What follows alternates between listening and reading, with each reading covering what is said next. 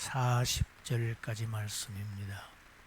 출애굽기 25장 31절부터 40절까지 말씀 중에서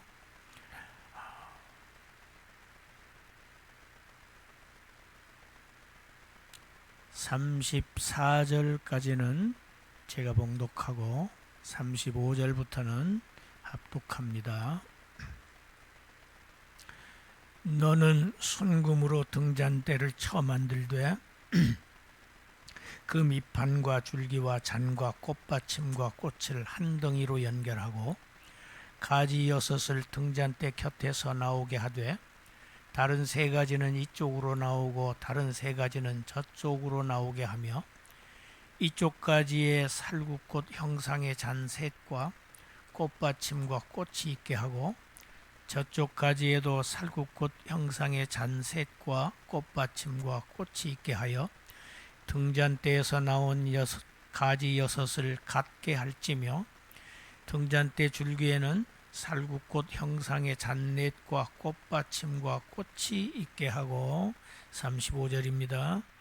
등잔대에서 나온 가지 6을 위하여 꽃받침이 있게 하되 2가지 아래에 한 꽃받침이 있어 줄기와 연결하여 또 2가지 아래에 한 꽃받침이 있어 줄기와 연결하여 또 2가지 아래에 한 꽃받침이 있어 줄기와 연결하게 하고 그 꽃받침과 가지를 줄기와 연결하여 전부를 순금으로 쳐 만들고 등잔 7을 만들어 그 위에 두어 앞을 비추게 하며 그 불집게와 불똥 그릇도 순금으로 만들지니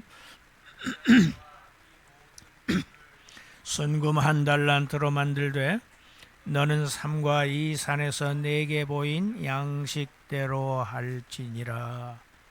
아멘. 오늘 말씀의 제목을 우리 함께 읽습니다. 순금으로 등잔대를 쳐 만들라. 다시 한번요. 순금으로 등잔대를 쳐 만들라. 하나님께서는 모세에게 진설병상, 떡상을 먼저 지시하신 후에 이제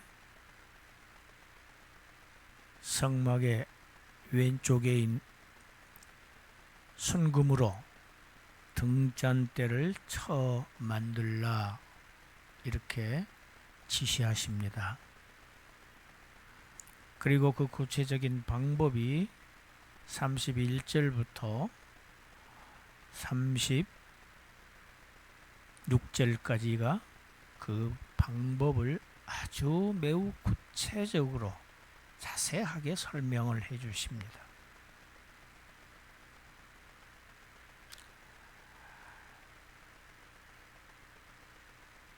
이 등잔대의 밑판과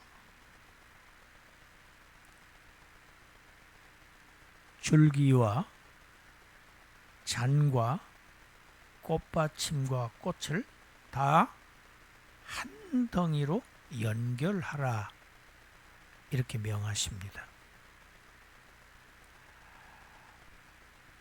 법궤는 조각목으로 만들어서 순금으로 입혔습니다. 진설병 상도 그랬습니다. 그런데 이 등잔대는 다릅니다. 나무가 쓰이지 않습니다. 순금으로 만들라고 말씀하십니다. 여기에 우리가 주목해야 합니다. 흔히 이 등잔대를 금촛대라고 말하기도 합니다. 그런데 이것은 틀립니다. 이 메노라라고 하는 이 단어는 촛불을 켜는 촛대가 아닙니다. 기름으로 불을 밝히는 등잔, 그 등잔 받침입니다. 그래서 등잔대라고 불러야 옳습니다. 성경이 금촛대라고 말하고 있지를 않아요. 그런데 자주 금초대 합니다.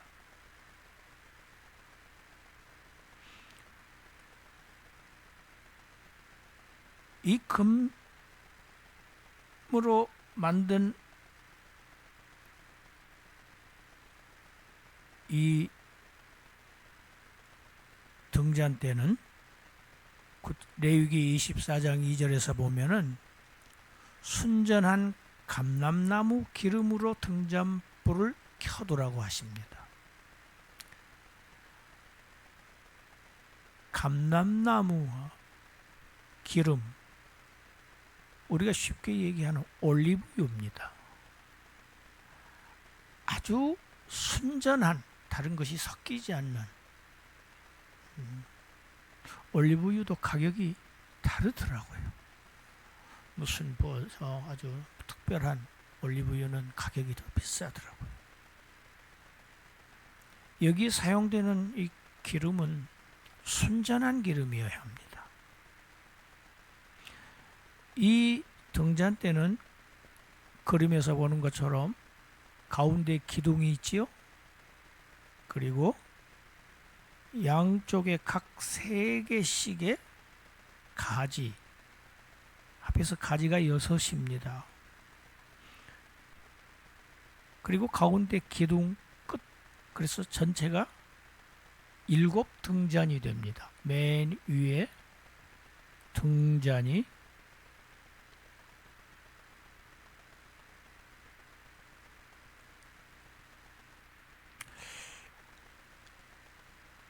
그래서 이 각 가지마다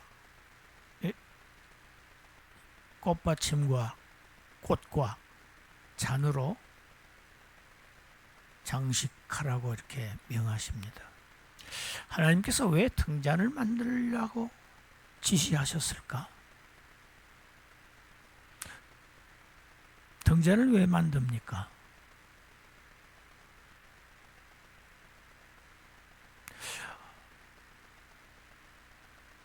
어떤 분들은 낮에는 성막의 창문으로 빛이 들어오지만은 밤에는 어둡기 때문에 밤에 성소를 밝히기 위해서 이 등잔대를 명하라고 하셨다. 그런 주석도 있어요. 그런데 아닙니다. 성소에는 창문이 없습니다. 낮에도 어둡습니다. 왜 등잔대를 만들려고 하시냐? 어둡기 때문입니다. 너무나 당연한 얘기죠. 예. 이 등잔대는 죄로 인해서 어두움의 세력의 지배에 갇혀버린, 지배를 받고 있는 이 세상에, 이 세상을 밝히시기 위해서 빛으로 오신, 세상의 빛으로 오신 그리스도를 지금 예표하고 있습니다. 그런데 왜 등잔을 또 7을 만들려고 하시느냐? 하나님은 이 7을 자주 사용하시죠. 창세기부터입니다. 안식일, 또 안식년, 또 모세율법의 희년, 이런 절기들 모두 다 7이라는 숫자로 구성된 그러한 절기입니다. 요한계시록에도 보면 7인, 7나팔, 7대접, 이렇게 수없이 성경에는 7이라는 숫자가 등장합니다.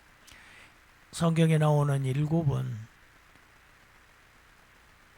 수리적인, 개수적인 의미가 아니고 상징적 의미입니다. 완전함, 하나님의 완전성을 드러내는 숫자입니다. 완전하신 하나님의 아들이 이 어두운 세상을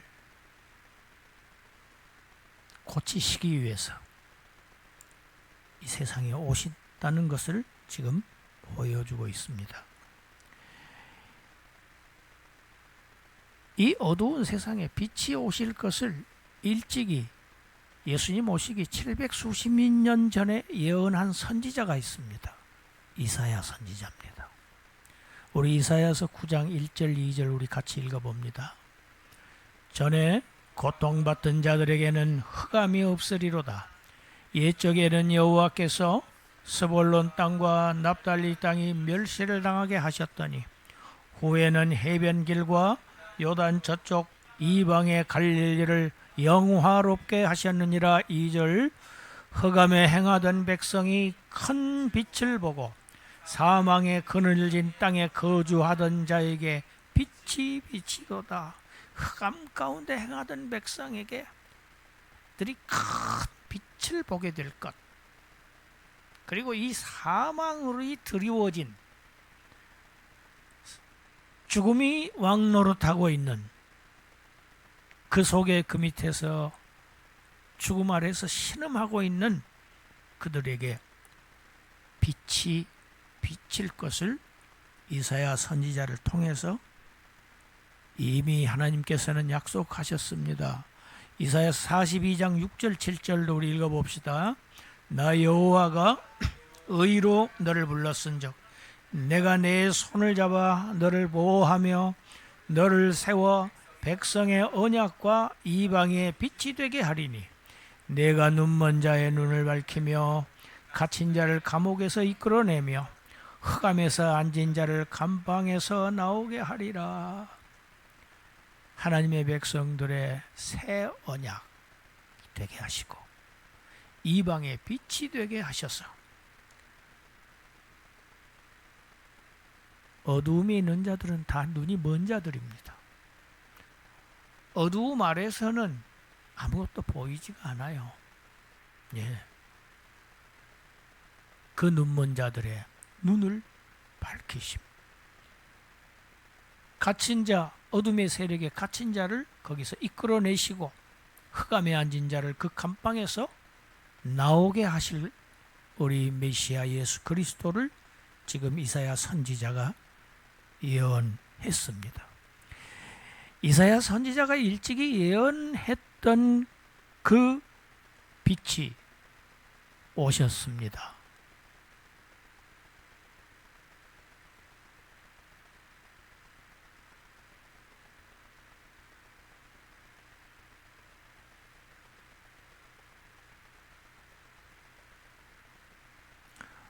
우리 요한복음 8장 12절을 찾아서 읽어보겠습니다.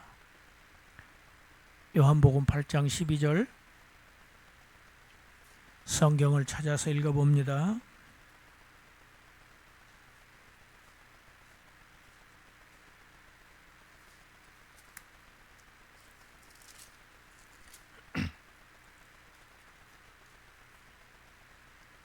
읽습니다. 예수께서 또 말씀하여 이르시되 나는 세상의 빛이니 나를 따르는 자는 어두움에 다니지 아니하고 생명의 빛을 얻으리라. 아멘. 나는 세상의 빛이다. 예수님이 스스로 자신이 세상에 오신 빛이시라는 것을 자신의 입으로 증거하십니다. 그 예수를 따르는 자들, 믿는 자들에게는 다시 어둠의 세력 아래 있지 아니하고 빛을 얻을 것이다. 생명의 빛을 얻을 것이다. 이 예수님 안에 있는 빛은 바로 생명입니다. 생명의 빛입니다. 이 참빛, 이 세상에 있는 이런 빛이 아닙니다. 참빛, 그 빛이 오셔서 이 어두운 세상을 비췄습니다. 그러나 이 어두움이 깨닫지 못했어요. 어두운 세상은 그를 알아보지 못했습니다. 빛이 세상에 왔지만은 세상이 그를 알지 못했고 이 빛이 자기 땅에 오셨습니다. 그런데 자기 백성들이 그를 영접하지 아니하고 그를 십자가에 매달았습니다. 죽였습니다. 여러분, 사람 죽이는 방법도 여러 가지입니다.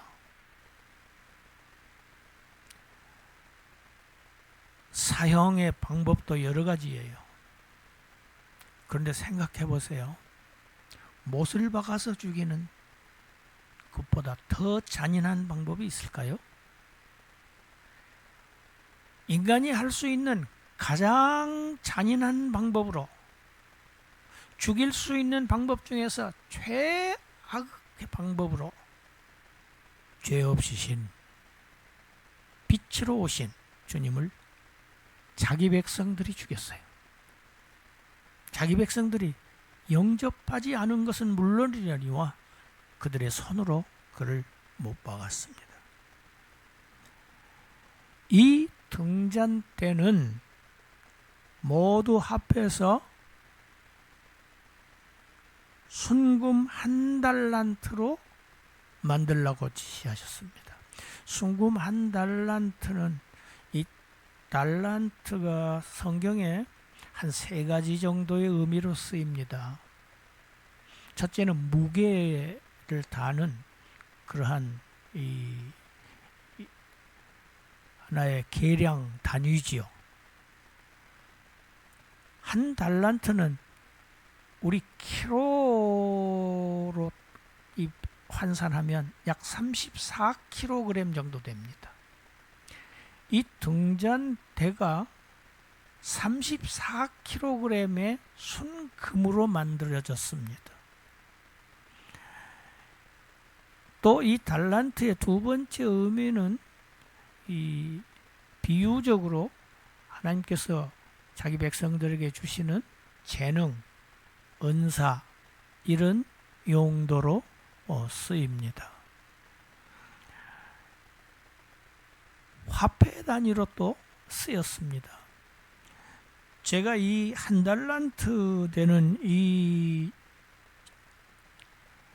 등잔대 이 가격이 얼마나 될까 궁금해서 제가 검색을 해보았습니다. 그랬더니 금 1kg에 지금 1억 8,800만 원이에요. 그래서 34kg을 곱해보니까 64억입니다. 지금 금값이 날로 올라가고 있죠. 제가 이렇게 검색을 했더니 자꾸 제 폰에 금괴를 사라고 자꾸 광고가 떠요. 처음에는 제가 왜 이런 광고가 나한테 뜨지? 내가 이렇게 돈 많은 줄 알구나, 이 사람들이. 저는 금가락지 하나도 없는 사람입니다. 금을 별로 그렇게 썩 좋아하지 않습니다. 왜 이런 일이 있지? 나중에서 알았어요. 내가 이 금 시세를 내가 이렇게 검색을 해봤더니 금을 사려고 하는 줄 알고 금괴 가격이 얼마입니다. 지금 즉시 보내드립니다.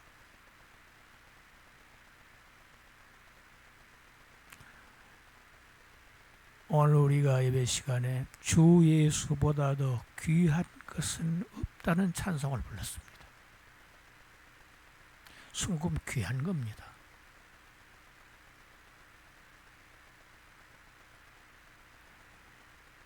천상의 주님이, 귀하신 주님이 순금, 죄 없으시고 신성을 지니신 하나님이신 그분이 또 이 금은 번쩍번쩍하지요. 영광을 드러내는 것입니다. 이 등잔대를 어떻게 만드느냐? 이 틀에다가 넣어서 부어서 만드는 게 아닙니다. 금형에다가 부어서 찍어내는 게 아니고, 오늘 우리 제목 읽어봅시다. 순금으로 등잔대를 쳐서 만들으라는 겁니다. 쳐서 만들으라는 거예요. 두들겨 쳐서. 미크샤라고 하는 단어입니다. 영어로는 해머드입니다. 망치로 쳐서 만들어졌습니다. 쳐서 만들라는 성경 구절이 오늘 본문에서 31절, 36절 계속 완전하신 주님이 영광의 주님께서 세상에 오셔서 죄인들에게 고난을 받고 죄인들의 손에서 죽임을 당하신 사실을 지금 이렇게 우리에게 가르쳐 주시고 있는 겁니다. 등잔대를 만들되 두들겨 쳐서 만들어라. 우리 그리스도인들도 역시 자꾸 연단을 받지요. 시련을 겪습니다. 이 세상에서. 우리 주님이 이 세상에 오셔서 말로 할 수 없는 고난을 당하셨듯이 이 디아스포라, 우리 천국의 시민권을 가지고 있는 천국의 주소지를 둔 하나님의 백성들은 이 세상에서 나그네예요. 외국인이에요. 여기서는 시련을 받을 수밖에 없습니다. 그 시련, 그 고난, 연단을 통해서 하나님께서 저와 여러분들을 주님과 같이 주님을 닮은 자들 순금으로 나오게 하실 계획을 욥기 23장에서 우리가 욥기를 배울 때 이미 우리가 읽었던 성경 구절 같이 읽습니다. 23장 10절. 그러나 내가 가는 길을 그가 하시나니 그가 나를 단련하신 후에는 내가 순금같이 되어 나오리라. 이 욥기 23장 10절 바로 앞에는 무슨 말씀이 있느냐면은 욥의 환난을 당하고 있는 욥이 뭐라고 얘기해요? 왼쪽을 보아도 하나님이 주님이 안 계시고 오른쪽을 보아도 안 계시고 뒤를 돌아다 보아도 안 계신다. 그런데 그 하나님은 내 왼쪽에서 일하시지만 나는 안 보인다. 오른쪽에서 일하고 계시지만 나는 보이지 않는다. 나는 그 하나님이 나를 지금 위해서 일하고 계시는 것을 볼 수가 없는데 그러나 그분은 나를 보고 계신다. 내가 당하고 있는 이 시련과 이 환난을 그는 다 알고 계셔서 단련받고 있는 저와 여러분들의 모습을 보시고 계십니다. 그 연단 후에는 마침내 우리를 천국에서 살 수 있는, 영생할 수 있는 순금과 같은 영광스러운 존재로 만들어 가신다는 귀한 우리에게 주시는 말씀입니다. 금이 어떻게 만들어지는가? 예전에 제가 이렇게 알아보았습니다. 동광석을 재련하지요. 돌 속에 들어 있습니다. 그 동광석이 재련소에 들어가면 일단 1차적인 작업이 그걸 엄청난 기계적인 힘으로 그거를 파쇄합니다. 부서뜨립니다. 깨지지요. 이 동광석을 1차로 재련한 것이 굴입니다. 그리고 그 다음 두 번째로 재련해서 나오는 것이 은이고 세 번째로 재련해서 나오는 것이 금인데 금이 나오려고 하면은 1000도씨 이상이 되는 용광로에서 40여일을 달구어져야 합니다. 불에 달구어져야 합니다. 그래서 동광석 1톤에서 금이 얼마만한 금이 나오느냐? 15g 적으면 많이 나오면 20g 나온답니다. 여러분 20g이라고 치고 몇 돈입니까? 6돈입니다. 1톤의 동광석에서 6돈의 금이 나옵니다. 그러기까지 1000도씨가 넘는 이 용광로 안에서 무려 40여일 동안 세 차례의 이 뜨거운 불을 참아내야 하는 겁니다. 성도들이 이 땅에서 인내해야 할 것을 이 순금을 통해서 우리에게 오늘 또 가르치고 계십니다. 고난이 없으면 순금이 되지 않습니다. 연단받지 않으면은 귀한 천상적인 존재가 될 수가 없어요. 이 등잔 때는 33절에 보면은 이 잔과 꽃과 꽃받침 형상이 무슨 형상이라고 말씀이 되어 있습니까? 살구꽃 형상입니다. 이 살구나무는 영어로는 아몬드예요. 아몬드. 아몬드로 해석하는 것이 더 정확합니다. 예. 이 팔레스타인 지방에서 어떤 나무보다 가장 일찍 싹이 나는 나무입니다.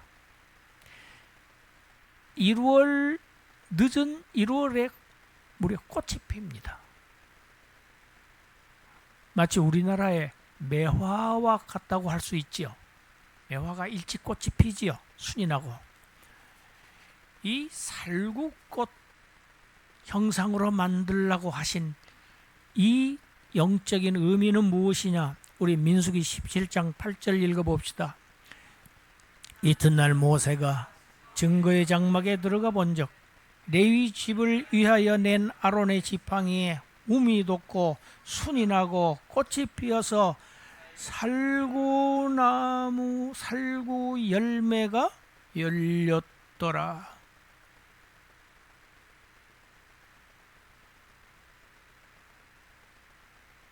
여러분, 지팡이는 나무에서 잘려졌습니다. 생명이 없습니다. 생명이 없는 12개의 지팡이를 놓고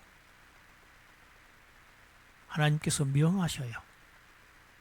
보라고 하십니다. 이튿날 가서 보니까 다른 나무에는 아무 생명의 역사가 없는데 누구의 지팡이에?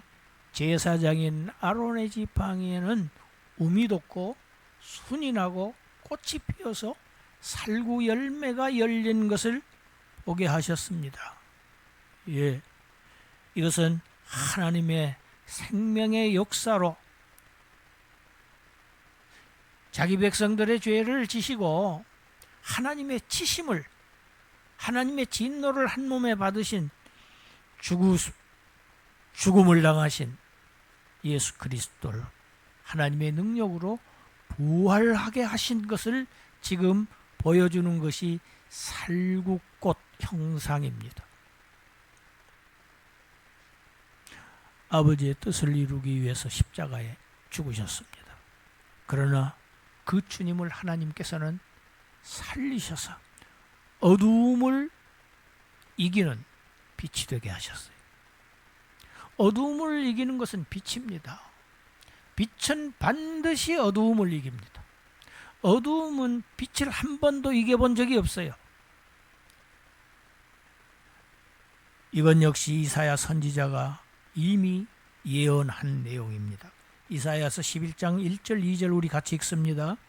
이 새 줄기에서 한 싹이 나며 그 뿌리에서 한 가지가 나서 결실할 것이요 그의 위에 여호와의 영 곧 지혜와 총명의 영 모략과 재능의 영 지식과 여호와를 경외하는 영이 강림하시리니 이 새 줄기에서. 아브라함의 후손이지요. 아브라함의 아버지지요. 조상이지요. 이세. 거기에서 누가 난다? 한 싹이 나고 그 뿌리에서 한 가지가 나서 마침내 결실을 한다. 열매. 그런데 거기에 누가 강림하신다? 하나님의 영이 강림하신다. 성령께서 그와 함께 하실 것을 이사야 선지자를 통해서 이미 말씀하셨어요. 자기 백성의 죄를 지시고 하나님의 지심을 받으셨지만은 하나님의 능력으로 부활하셔서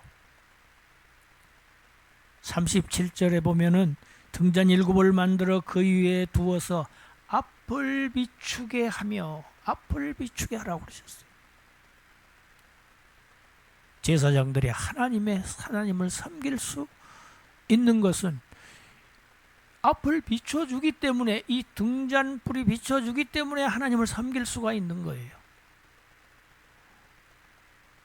죽으셨으나 부활하신 그리스도께서 저와 여러분들이 하나님 앞에 나아갈 수 있는 길을 밝혀주셨습니다. 성소 안에서 등잔대가 없으면 제사장들은 하나님을 섬길 수가 없어요. 자기 직분을 감당할 수가 없습니다. 우리 예수님께서는 하나님께로 나가는 길을 밝혀주시기 위해서 오신 거예요. 우리는 하나님을 알지 못했죠. 우리가 잘 아는 요한복음 14장 6절 우리 또 읽습니다. 예수께서 이르시되 내가 곧 길이요 진리요 생명이니 나로 말미암지 않고는 아버지께로 올 자가 없느니라. 아멘. 길, 내가 길이다. 하나님께로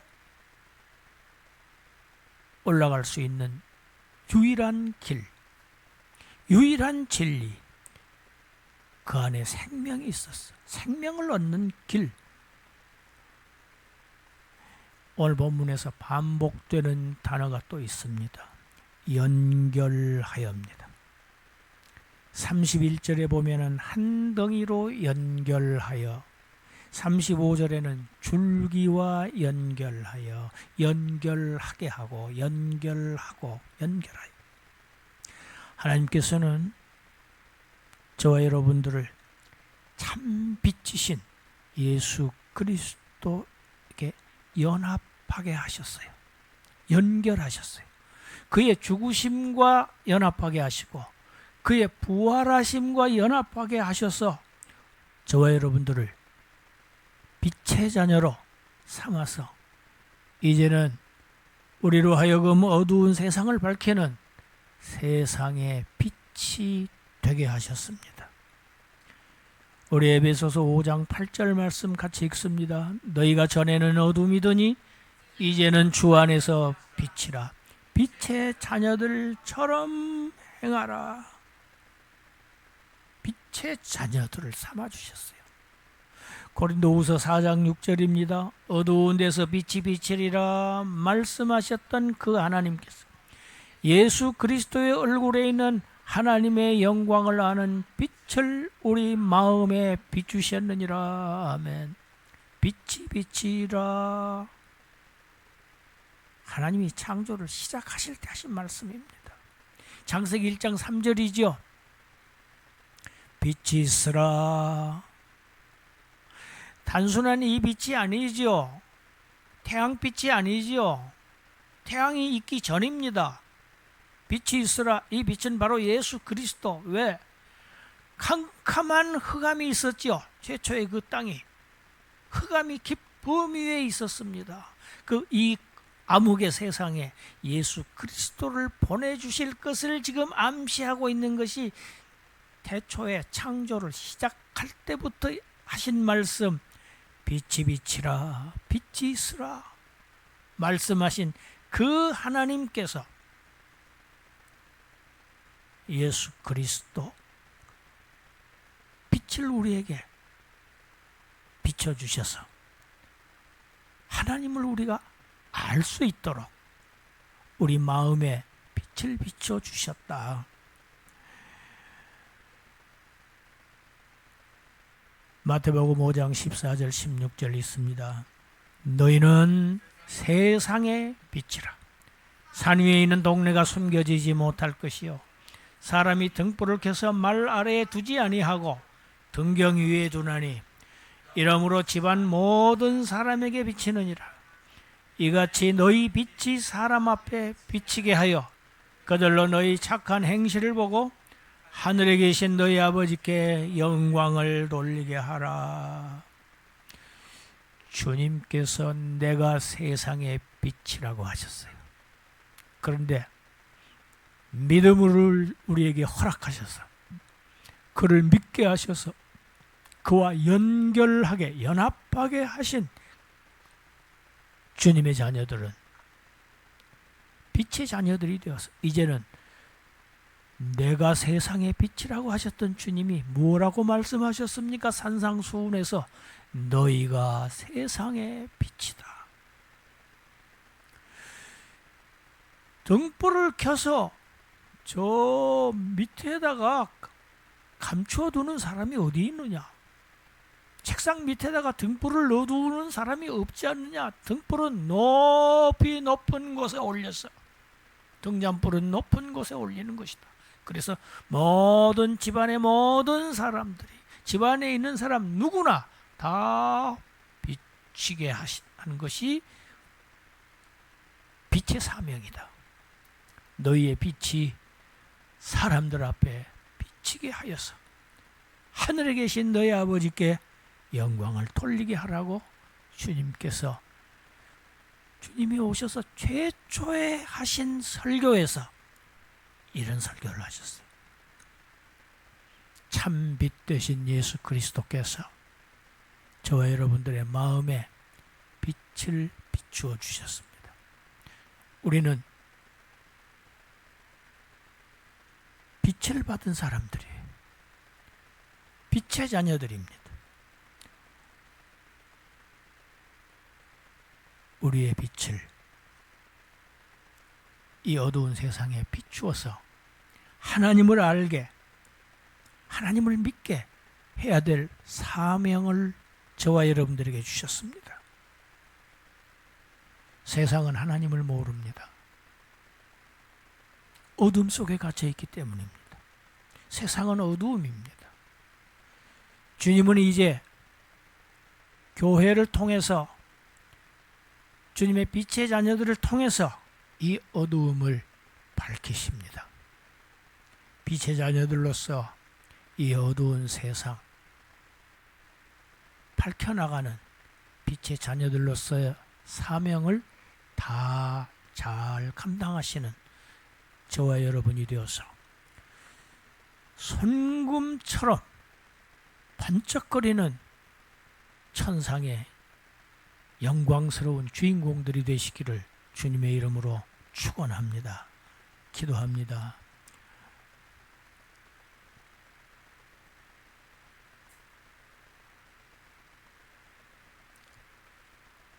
죄를 알지도 못하시고 영원부터 선재하셨던 하나님 메시아 그리스도께서 이 어두운 세상에 오셔서 자기 백성의 죄를 지시고 하나님의 진노를 스스로 다 감당하심을 통해서, 그러나 아버지께 순종한 그를 하나님께서 다시 부활하게 하심으로 말미암아 이 어두운 세상을 밝히는 빛이 되게 하셨습니다. 이 빛을 받은 저희들, 빛의 자녀들로서 날마다 우리의 주위를 밝게 비추는 그러한 빛의 사자들이 되게 하여 주시옵소서.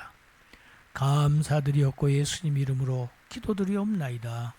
아멘.